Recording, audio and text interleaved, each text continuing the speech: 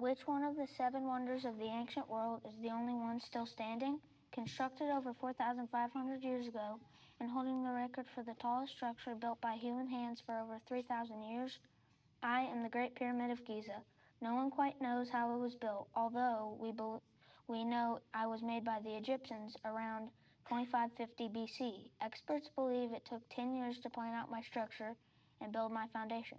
Surprisingly, they used a whopping 2.3 million cut stone blocks, which was enough to make a wall around France 10 feet high. Most of my blocks weighed around 2.5 tons, but in my interior chamber, some blocks weighed up to 80 tons. It is a mystery how they cut the stones, although one theory states that they drove wide wooden wedges into cracks in the granite. They poured water on them, the wood swelled, the granite broke. After my construction, I was as tall as a 50-story skyscraper. I am believed to be the colossal tomb of Pharaoh Khufu. The Egyptians strongly believed that when a pharaoh died, he became a god. When Pharaoh Khufu died, he was preserved so that he would live in me for eternity. I was shaped to appear like the rays of sunshine from their sun god. I am an intriguing final resting place for Khufu. From the 1800s until now, there have been diverse discoveries within me. Archaeologists in the 1800s desired to explore my interior chambers without hurting me. In 1954, an ancient wooden boat, which was in pieces, was divulged. All of its over 1,000 parts were in great condition, but one problem was there were no instructions. Recently, ground-penetrating radar has been used to find what lies beneath me. Archaeologists have found an L-shaped structure. Suspiciously, they assume it is a shallow entrance to a deeper structure. Every breakthrough archaeologists make takes them one step closer to unlocking all my secrets. Plenty of theories have been born over the years on exactly how I was fashioned. However, it is known I was erected to be the infinite palace of a powerful pharaoh. Even though archaeologists have high-tech machines, they still have not discovered all my secrets. Most significantly, I am the only one of the 7 wonders of the ancient world still standing. Although you can visit me today, my building technique remains unknown. I am an obscure monument that has stood the test of time.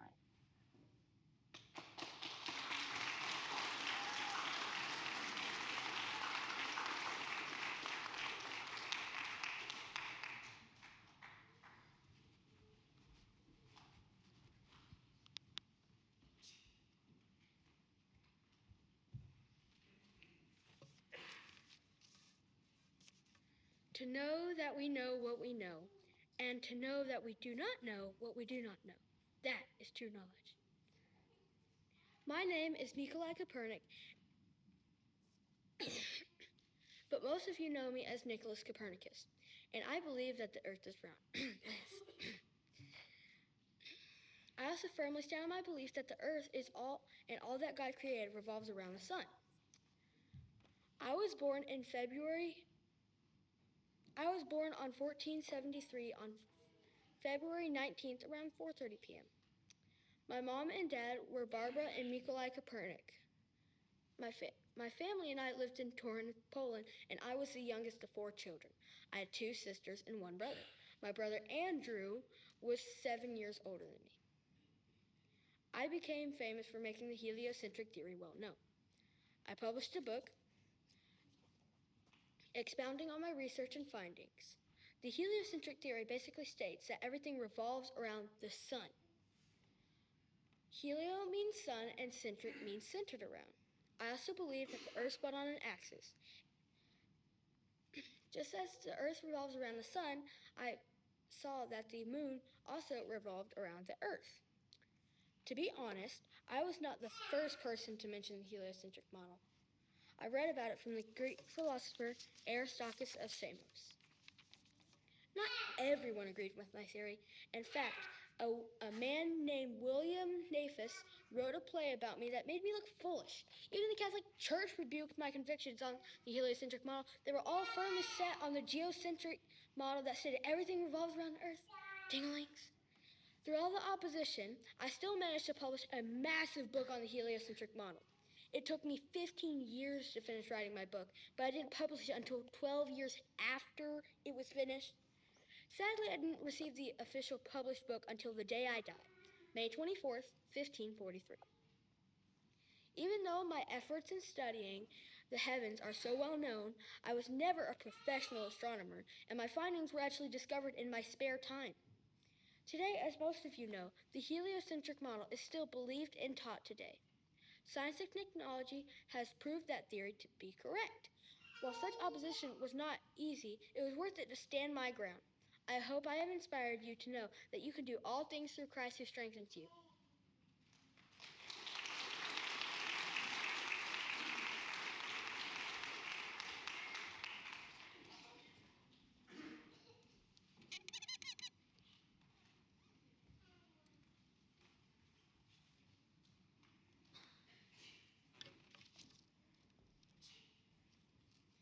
Have you ever waited so long for something that you started to think that it might never happen? I know that feeling well. My name is Sarah, and I would like to tell you a little about myself. My story is one of an imperfect woman who was favored by God. Originally, my name was Sarai, and I was married to Abram. God made a promise to Abram that he would bless him and make a great nation from him. He sent him to a land we didn't know of. I went with him holding on to that promise. Even though I was barren, I still hoped, prayed, and waited. But waiting is hard for all of us, including me. In my weakness, I gave my maidservant Hagar to my husband so that we might have a child. I was desperate and I regretted my choice. I treated Hagar horribly until one day she even ran away. But let me tell you something amazing. In my weakness, my doubt, and all of my sin, God never left me.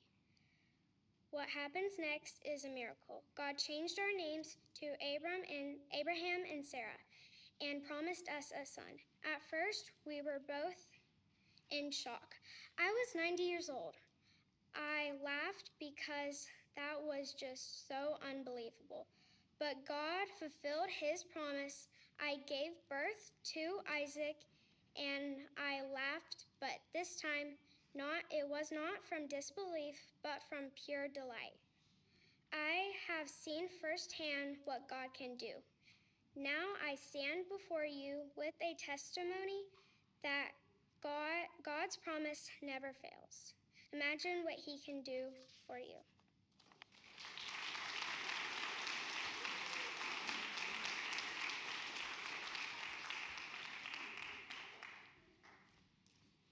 You intended to harm me, but God intended it for good to accomplish what is now being done, the saving of many lives. In Genesis chapter 50, verse 20, I, Joseph, son of Jacob, spoke these words to my brothers. I'm a man who changed people's lives and saved many doing so. I endured betrayal, imprisonment, and more within my story. This is the story of my childhood and family, leading to the rise of my power in Egypt. As for me, I'm a 17-year-old boy from the land of Canaan, and the second youngest in my family. My father recognized my wisdom and thoughtfully placed me above my 11 siblings. I was gifted a tunic of many colors from my father. Following this gift, I dreamed about my brothers bowing down to me. Therefore, my brothers thought I was crazy, and they wished to never see me again, nor could they speak peaceably to me. A few days later, I spotted my brothers feeding the sheep out in the city of Shechem, and I approached them. As I walked, my brothers approached me and threw me down into a dark pit with no escape. While in the pit, my brothers were talking to a slave trader who delivered me into the hands of Potiphar, who was the captain of the Egyptian king's guard. I experienced sad sorrow. As a slave in his household, I was promoted to oversee everything within the property. Before long, I found myself in Pharaoh's prison for a crime I did not commit. While in jail, I was delivered into a jail cell with two people whose jobs were the cupbearer and baker for Pharaoh. I woke up and noticed the cupbearer sorrowful, for he had nobody to interpret his dream. Well, I volunteered. He described his dream to me, and I spoke. The three branches represent 3 days, and within 3 days, Pharaoh will restore you to your former position. This dream was fulfilled, but he forgot me after his release. 2 years later, I was still in jail, but had been promoted to be in charge of the prison and take care of the other prisoners. When I was in charge of the prison, I was taken to Pharaoh with no questions asked. I noticed the cupbearer, then someone called my name and declared that I must interpret a dream. I spoke and I quickly agreed. He added that Pharaoh has had a dream about 7 cows and 7 ears of grain. So I replied, the 7 years of plenty are coming to the to Egypt, and followed by 7 years of famine. I will erase the memory of abundance. And Pharaoh was impressed with this accurate interpretation, and I spoke to him and told him to store 1/5 of the grain harvested to last the years of the famine. Then Pharaoh witnessed my potential and promoted me to the second in command in the entire land of Egypt, leading the people's fields and harvest. Everyone in the land came and begged to ask for the grain during the severe famine over the land, including my brothers. Finally, I have my brothers begging for grain and wheat during this famine and times of drought. God has shown me the way. The most important thought is to stay faithful like I did, even in times of no hope, like from the depths of Pharaoh's prison.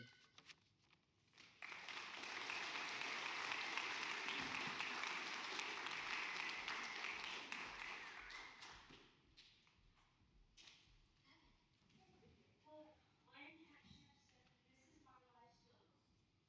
I'll be talking about my childhood as a young child until I got married. Then I will talk about my marriage and queenhood and a death at court. When I came into the world, no one could think about my future because a mother and newborn child are always at risk of death within 14 days. My mother, who was Queen Ahmose, would not care to feed or do the daily work of caring for me because she had to return to her queenly duties. After Mother had held me, she handed me to her nurse, Cider, and she put me on a soft cushion. As was the custom, my mother had to stay in the royal pavilion with me for 14 days. When I was still very new, I knew I was from a very important family. My mother told me that. I learned about my people's gods and stories from my nurse and at my mother's knee. My family has a stronger connection to all the Egyptian gods than normal Egyptian people. Now people can think about my future as an Egyptian princess. When I was young, I lived in the Egyptian palace. When I went outdoors, I would play in the sheltered garden under the watchful eye of my nurse, Cider. I rarely saw my father, whose name was Tutmosis I, because he was very busy.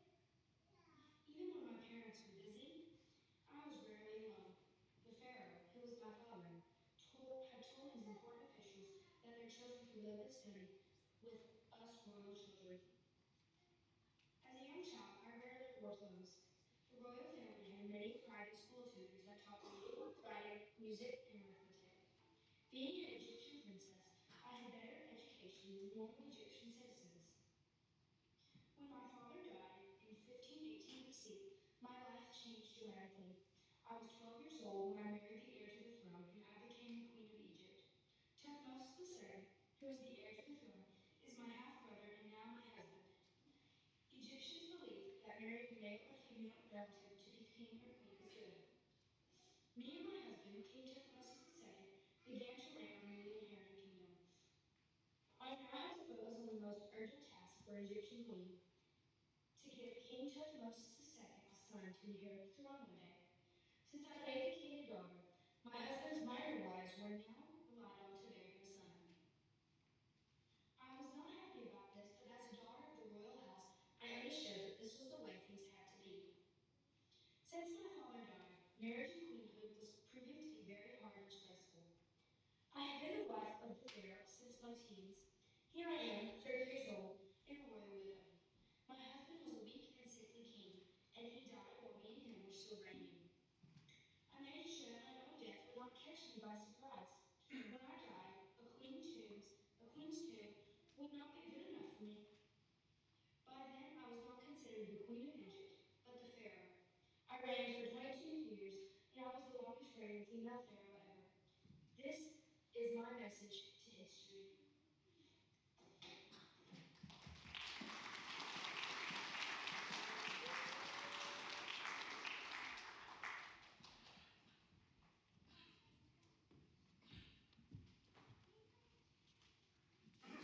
Some say I was the greatest pharaoh to ever live, but do you know why?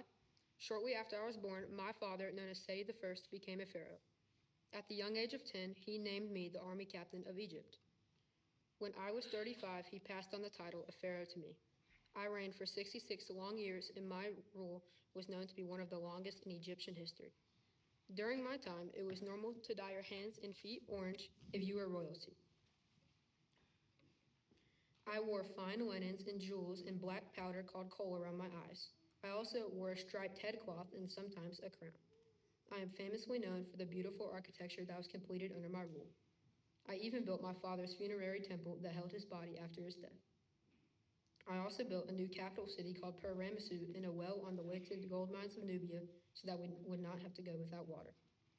I was also a skilled fighter known for my bravery. During the Battle of Kadesh, when the Hittites tried to take over Egypt's imperial holdings, my army had a brutal chariot battle. There were over 5,000 chariots involved. The battle ended in treaty around 1258 BC, but it took 16 long years to get there. It is said that I had around 200 wives and over 100 kids. I even outlived some of my own children. The temple, known as Abu Simbel, was dedicated to my favorite wife, Nefertari. Sadly, she passed away in her mid-40s. I mourned her greatly and affectionately built her a stunning tomb in the Valley of the Queens. Around 1213 BC, I passed away. I was around 90 years old, and my mummy was found in 1871 and measured around 5 feet 7 inches. I was actually around 6 feet tall, but I guess I shrank some with my old age. My body was in excellent condition and very well preserved. Some people say I had a very prominent nose, and my embalmers took very careful measures to make sure it was protected in my tomb. There are many books written about me. My reign was the last of Egypt's imperial powers. I am Ramesses II, and my legacy lives on.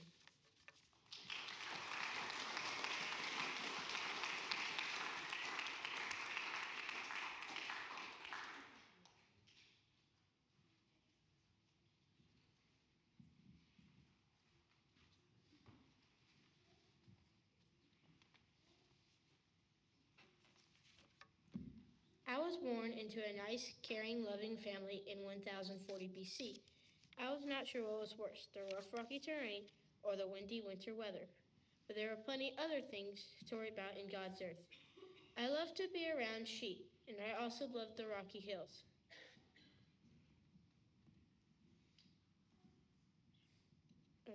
The view was magnificent. When I was around the age of 10, I was tending my father's sheep in the field. Suddenly, a lion came at the sheep. I ran as fast as I could. While I hit him with a stone from a sling on his head, it killed him. A few months later, a bear showed up around the sheep while I was taking care of them. I was shocked to see a bear. I got the sheep out of harm's way, and I used my trusty sling to kill the bear. After he was gone, my sheep came back and started eating the grass again. One day, I was taking care of my father's sheep.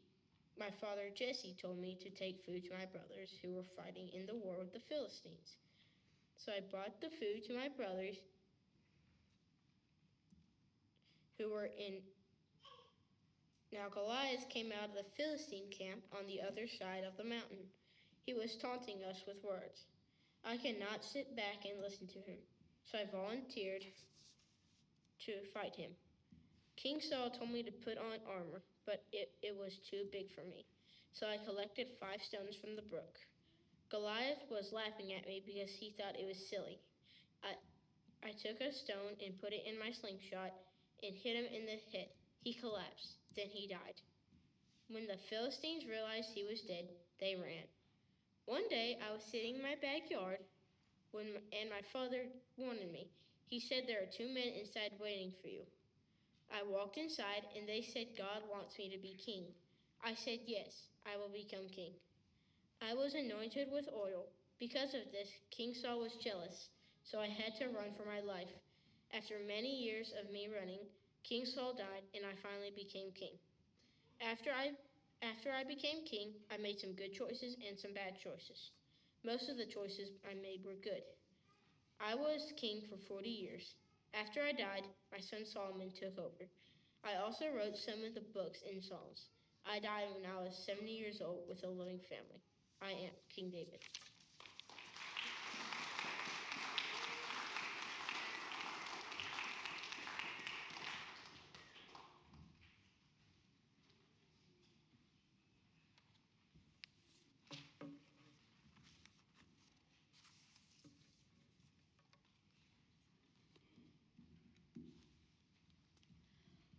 Let me set the stage for you. The Philistine army is coming to pillage another town and take away the lentils from their fields. The smart play is to run and hide and fight another day. We don't have enough soldiers to fight this battle or protect the crops and citizens. Everyone around me has retreated. Why am I still standing here? What makes a man reach the point of stopping and standing for what is right? There I stood, against all odds, with my back against the wall. Am I about to die here in these fields, or was this going to be my greatest victory? At this point, I didn't know, but I was tired of running and watching those around me live in fear. Hello, I am Shammah, one of King David's mighty warriors. The Philistine army is standing on the hill above me, and I am about to fight them all. The Philistines are sworn enemies of my people. They are led by Abimelech, their king. Also, they are known to have giants fighting alongside them. You probably know the same story I heard as a child. The story of my King David and how he slew the mighty Goliath with just one stone. As I stand here preparing to fight these 600 men, the thoughts that run through my head. I think of my father Agi and the hills of Judah where I was raised. Also, I began to think of what stories might be told about me someday. Will it be about my legendary victory, or how I stood foolishly in a field against a troop of Philistines? Can I possibly win this battle? All the farmers, citizens, and soldiers have fled. The enemy is here now, and just like my King David said to Goliath, "I'll take you on in the name of the Lord." One by one, I fought the mighty horde and clung to my sword until not a single Philistine was left standing. I am Shammah, one of King David's mighty warriors, and I am tired of running from my enemies.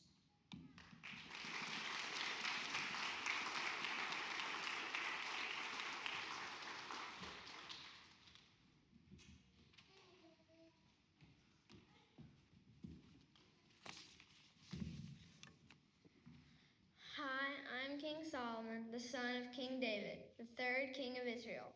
I ruled for 40 years over the people of God, from 971 through 931 BC. Three special things about me are my father, the wisdom God gave me, and the temple I built for the Lord. My father, King David, killed Goliath and was a very good king. He was a man after God's own heart and taught me to seek wisdom. When I became king, God asked me in a dream what I wanted. I said wisdom.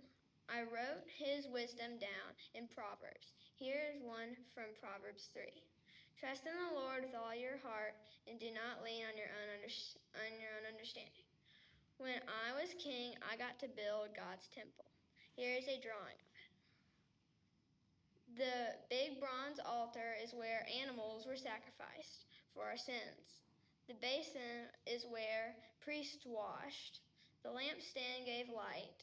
The bread reminds us how God fed people with manna. The incense altar, it has sweet-smelling smoke. The Ark of the Covenant is like the footstool of God's throne. Even though I was wise, I sinned like everyone else, but Jesus is our Savior who never sinned. He is even wiser than me. Thank you.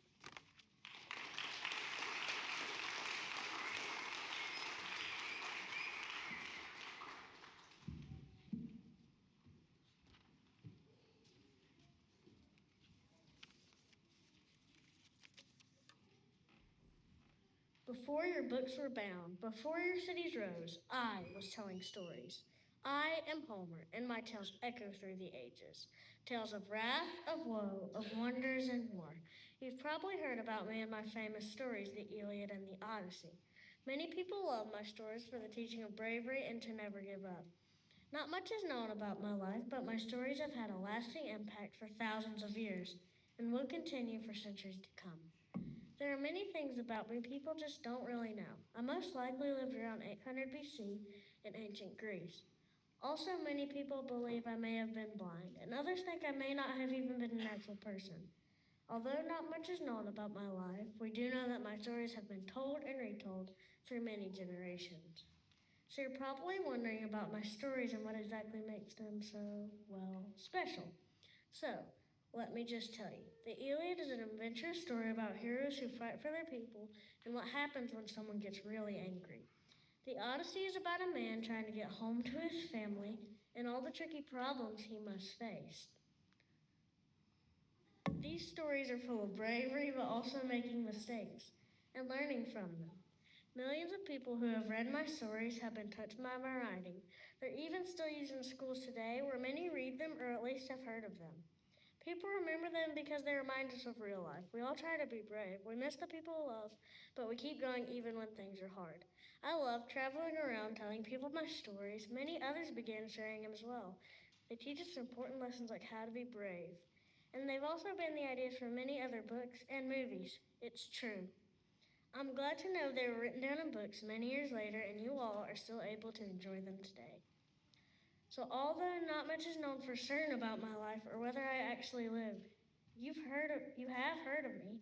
I'm famous worldwide for writing two of the greatest stories of all time and for my storytelling that has shaped history for many generations. I am proof that you can make an impact in history big enough to carry on for centuries, and that is a story worth telling.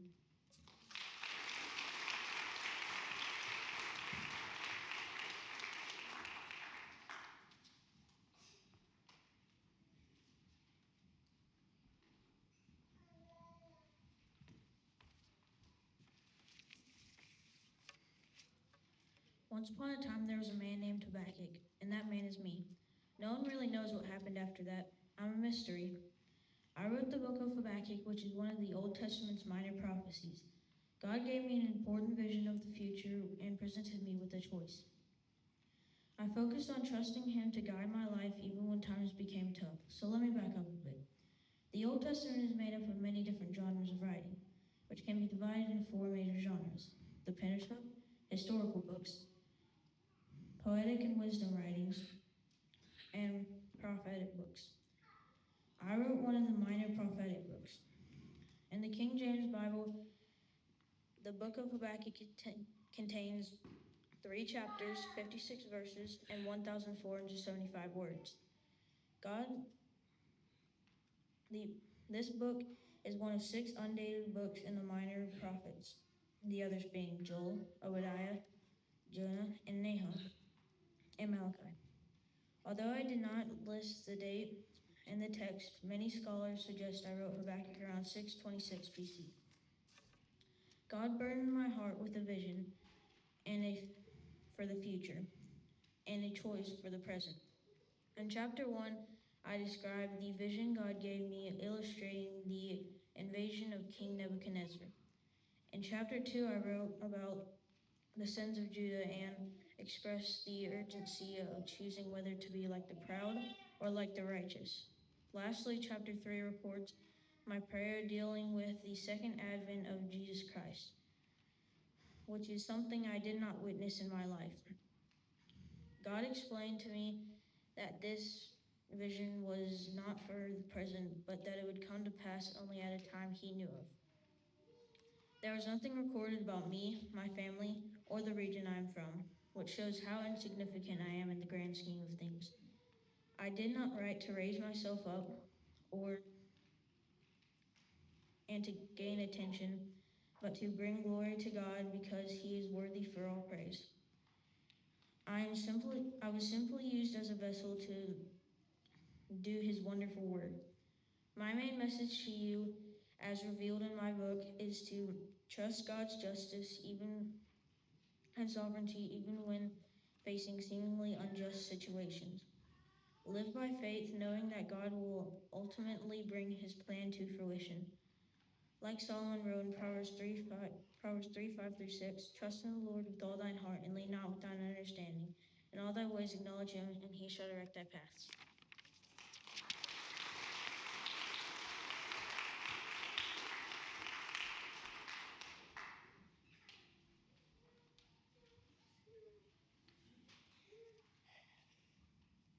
For such a time as this is a reminder of the important role I played in saving my people. My name is Esther, and I was an ordinary Jewish girl raised by my cousin Mordecai. After my parents died, I never imagined that I would have become Queen of Persia, or that God would use me to protect the Jewish people. But he had a plan for my life, and when the time came, I had to be brave and trust him. My life changed when King Xerxes decided to choose a new queen. Many young women were brought to the palace, and I was one of them. I didn't tell anyone I was Jewish because Mordecai told me to keep it a secret. The king liked me more than all the others and made me his queen. I was thankful, but I didn't know that God had placed me there for a very important reason. The danger came when Haman, one of the king's officials, became angry because Mordecai refused to bow to him. Haman made an evil plan to destroy all the Jews. Mordecai came to me and asked me to go before the king to beg for the lives of our people. I was scared because going before the king could mean death.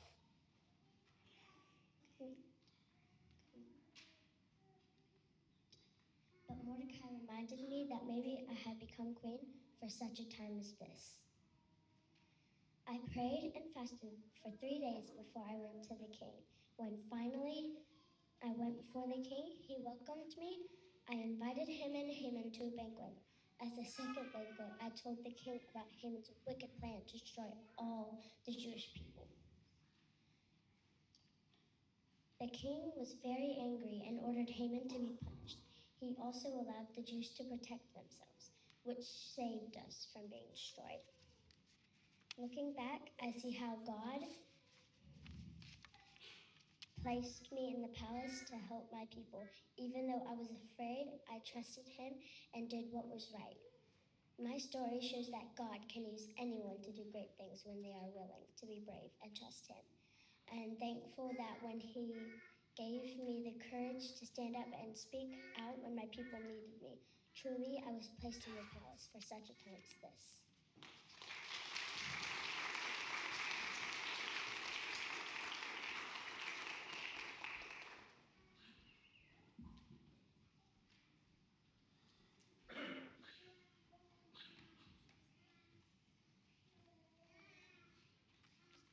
When it comes to history, nobody can tell it better than me. I am Herodotus, the first person who would define history. Growing up in a wealthy home allowed me to travel to many distant lands. That would shape how I saw things. I would spend my life's work on one project and one project alone. This project would become my greatest accomplishment, known as the Histories, a book that detailed the Greek and Persian wars in ancient Greece, while also explaining how to properly tame an alligator. Throughout the ages, scholars would come to call me the father of lies.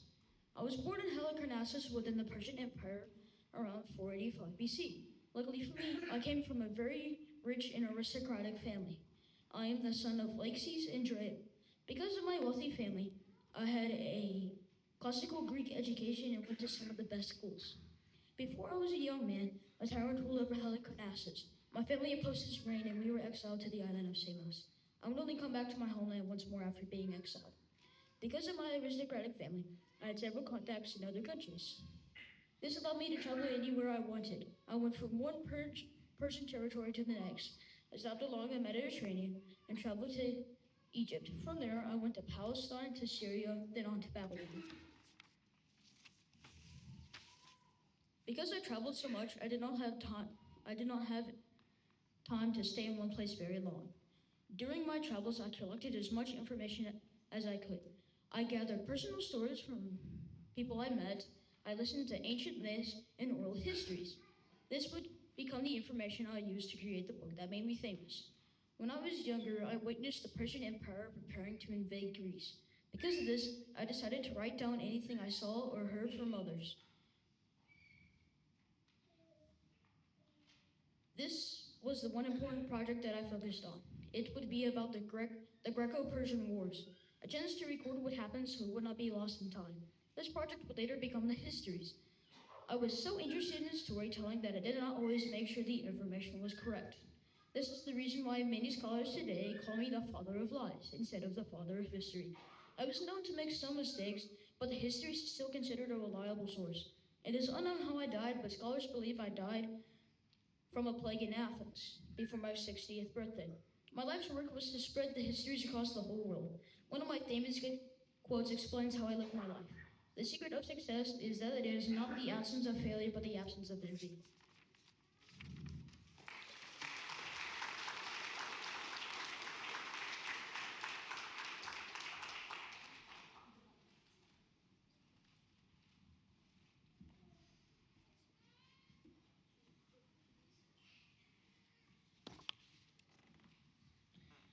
I was born in Macedonia in 356 BC in a kingdom.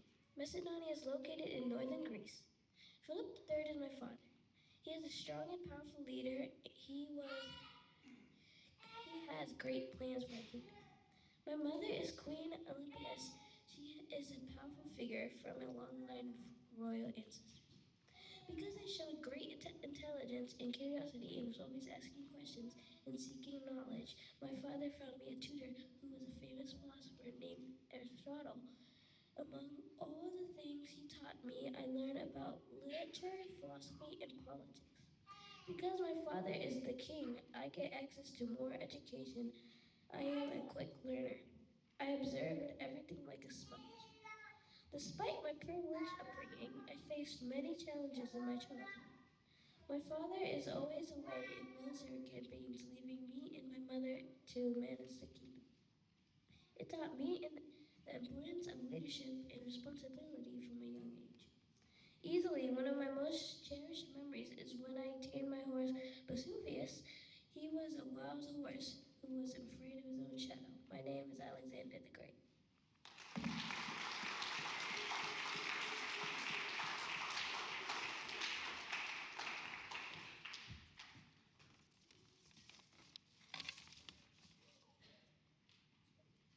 A queen's duty is to protect her people, even if it means sacrificing her own happiness. Mary, Queen of Scots, famously declared, "Royalty is often seen as a luxury, but great leaders prioritize serving their country over themselves." I was a living image of this principle. Because of my cleverness and beauty, I captivated two important Roman rulers, securing my reign.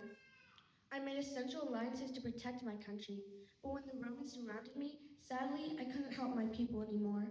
Avoiding further humiliation, I killed myself to escape the brutal hands of the Romans, and I am Cleopatra.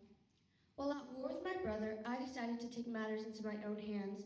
My servant rolled me up into the carpet and presented me before the glorious face of Julius Caesar. Impressed by my many talents and beauty, it was no surprise I won him over. With Julius Caesar on my side, we instantly won the battle, and I was soon ruling Egypt with no troubles in my way. Later, I gave birth to my first son. Then, while in Rome, his father Julius was horrifically slaughtered. When his general, who was the fabled Mark Antony, needed to supply a war, he came to me. Desiring protection for my own safety, I had to have him on my side. Immediately when he saw me, he was hypnotized by my beauty. Forgetting about his war, he sailed away with me to Alexandria. After he left, I gave birth to twins. I am most renowned for my romances, using my captivating beauty to persuade two prominent Roman leaders to protect Egypt. Making alliances with other countries, I continued to grow even more powerful. Because Egypt was in a horrible drought at the time, I bought lots of food to feed my famished and feeble country. After Mark Antony won his war, he fled with me back to Alexandria. Pronouncing my son with Julius Caesar, King of Kings, Mark Antony challenged Octavian to the throne. Finally, Octavian declared war on us. Because of my education, I was extremely clever. Not only did I make alliances with other nations, but I also made it with influential Roman leaders, doing it all to protect my country. During our war in the endless suffering sea, suddenly I fled in my ship, with Mark Antony trailing behind me. I bolted to my temple while Mark Antony was mercilessly fighting. Hoping Octavian would leave, I sent a letter falsely stating I was dead. Thinking all hope was lost, Mark Antony stabbed himself in the stomach and was immediately brought to me by my servant. While I stared at his frail body in my arms, he let out his last breath. Octavian burst through the temple, finding me on the floor. I tried to escape but could not, my future laid in a basket of figs. When Octavian's soldiers looked at me again, they found me dead with 2 bite marks on my wrist. Experimenting on my slaves years before, I found that the bite of a venomous asp would cause immediate, painless death. Although I lost the war with Octavian, I rebelled against him and won a different battle. I was clever, persuasive, and alluring. My breathtaking beauty swept away the hearts of 2 extremely powerful Roman leaders. I was diligent and made alliances to protect Egypt. While at war, I battled Octavian. No matter how hard I struggled, eventually the great Cleopatra fell. I've always forged my own path. Even in my last actions, I rebelled against Octavian, despite if it meant my final breath. And I, the final ruler of my ancestors, am the great Cleopatra Philopator.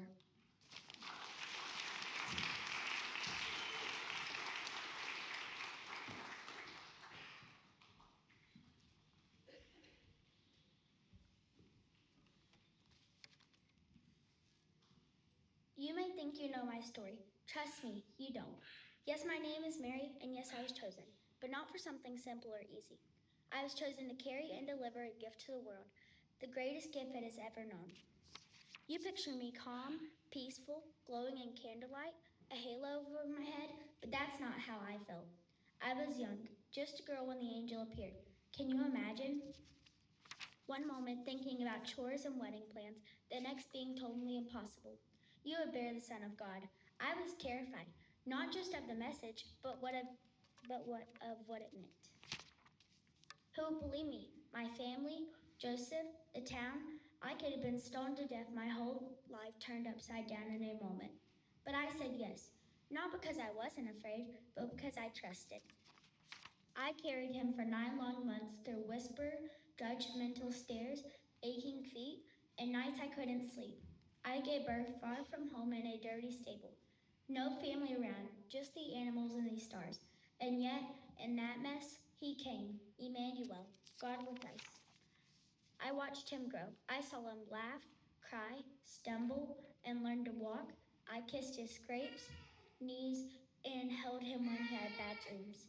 I knew he was different, but he was still my son, my little boy. And then I watched him give himself away to the people, to the lost, to the sick, to the broken, to the world. And I watched the world reject him, spit on him, nail him to the cross. No mother should have witnessed what I did, but even then I remembered the angel's words. He will save his people from their sins. Even then I believed, so when you think of me, don't picture a statue or a stained glass window. See the girl who said yes, the mother who let go, the woman who still believes in miracles. You may think you know my story, but my story is really his, and he is the gift.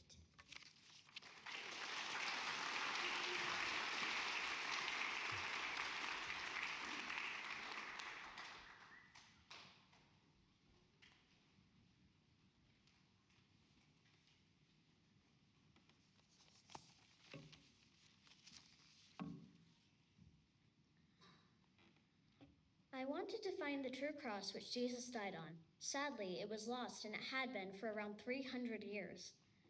Around 300 years after Jesus' death, I was born as an innkeeper's daughter in Capernaum, later named Helenopolis after me, Helen, by my son Emperor Constantine, who made me empress and sent me to find the true cross. One day, some Roman soldiers came by my father's inn, and my father, since he couldn't help so many soldiers alone, asked many people, including me, for help. As Constantius, who was the leader of the Roman soldiers, asked me for more wine, our eyes met. Fortunately, while the Roman soldiers were leaving, Constantius stayed behind for a couple of days. Leaving the inn, Constantius proudly took me as his new bride. Constantine became our only son. Constantius, my husband, soon advanced from being a Roman soldier to being a ruler. Unfortunately, Constantius and I were forced to divorce by Diocletian, who wanted Constantius to marry his son-in-law's stepdaughter, Theodora. After Constantius died, Constantine became emperor of a large part of the Roman Empire and allowed Christians to worship freely. He soon became ruler of the entire Eastern Empire. He crowned me Empress Augusta. While I was empress, Constantine gave me access to the imperial treasure, which would allow me to travel and find holy relics such as the True Cross. Constantine sent me to Jerusalem to look for the True Cross, and along the way, I stopped at all the holy places Jesus had been during his earthly life. Sadly, I found a pagan temple on the site Jesus was persecuted. I had it demolished. When I destroyed the pagan temple, I uncovered Jesus' tomb. Soon I was finally searching for the True Cross. Praying for help, I desperately searched for the cross on the same mountain he died on. When I spotted a basil plant, and remembering Christ was the King of Kings and basil is the herb of kings, I had that spot dug up. After digging in the spot where the basil was, I recovered 3 crosses, one for Jesus and the other 2 for the thieves on his left and right, but I didn't know which one was the true cross. Then I noticed some men carrying a dead man in a coffin away to be buried. So I touched each cross to the dead man. The true cross was the one that brought the man back to life. I went back home to my son Constantine, who had been emperor ever since my husband Constantius died. I took pieces of the true cross home with me, and to churches and monasteries. Soon I became well known for being empress and for finding the true cross, because it is one of the holiest relics.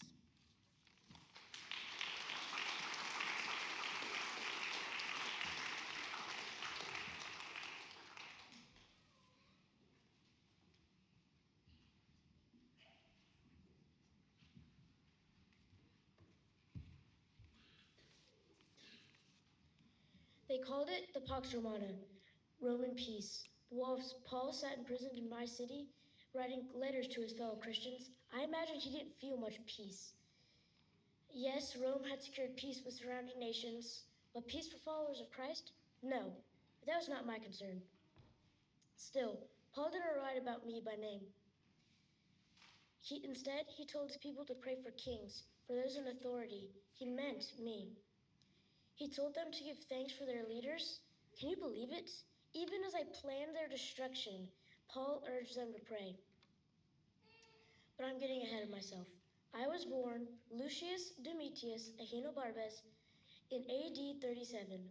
My father, who is known for his cruelty, took one look at me and declared, "Any child of mine in Agrippina will likely grow to be abominable and a public bane." Though he died unexpectedly when I was only 4, his words were an accurate foreshadowing. My mother, Agrippina, would stop at nothing to raise me to power. Emperor Claudius's wife, Messalina, was aware of this. She wanted me out of the picture. She even hired assassins to kill me while I napped. Guess what happened? When the assassins snuck into my chambers, a snake slithered out from under my pillow. The startled assassins were terrified and fled. When that snakeskin was found in my room, my mother had it made into a golden bracelet I wore for many years. Later, when Emperor Claudius had Messalina executed for treason, my mom moved in quickly. She married Emperor Claudius and convinced him to adopt me. He renamed me Nero Claudius Drusius Germanicus and declared that I would be his successor. My mom wanted to speed the process along, and in order to ensure he had no time to change his mind, she poisoned him using his favorite mushrooms. I was declared Emperor Nero at the age of 17. At first, the Roman people absolutely loved me. But my mother wouldn't let go of her grip. They called me a mama's boy. Using a contraption I saw in the theater, I tried to secretly drown her. When she was able to swim to shore, I had her executed immediately. When she was gone, I lost all self-control. Then came the fire. Many said that I started it, but I didn't. I wasn't even in town. But as soon as I heard what had happened, I rushed back to help. For 9 miserable days, Rome burned. Afterwards, I tried to be nice. I cut taxes and slashed grain prices, but I got greedy. Eventually, I implemented a fire tax to build my own monstrous golden palace. The people started to hate me and blame me for the fire and the misery that followed. I needed a scapegoat. The Christians, they were perfect. They wouldn't bow to me after all, and their God even said the words, "I will cast fire upon the earth." It was perfect, so I blamed them. I made their lives absolutely miserable and treated them like common criminals. It might have been called the Pax Romana, which means Roman peace, but it was anything but peaceful for the Christians in Rome. I ordered their crucifixions, I fed them to beasts, I even lit my gardens with their burning bodies, lighting them alive. I thought I was destroying their faith, but I was wrong. They grew stronger. They used our peace with surrounding countries to spread their message farther and wider. Even as I killed Peter and Paul, the gospel only burned brighter. And Paul, instead of using his words to complain about me, he chose to use his words in his first letter to Timothy to tell Christians to pray for me and to even thank God for me. Paul knew that God could use even me, the tyrannical Emperor Nero, for his glory.